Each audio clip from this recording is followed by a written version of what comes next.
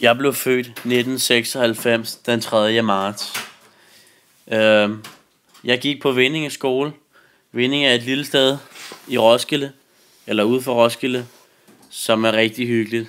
Der er stille og roligt. Det var skide godt. Der gik jeg til 7. klasse, på grund af at der kun var op til 7. klasse, på grund af at vi var sådan en lille skole. Men det var rigtig godt, og der har jeg fået rigtig mange venner derfra. Derefter så startede jeg på Hedegårdens skole, som ligger lige i midten af Roskilde, som var en rigtig god skole, hvor jeg fik rigtig mange venner og nye venner. Der havde jeg det godt i 2 år, frem til 9.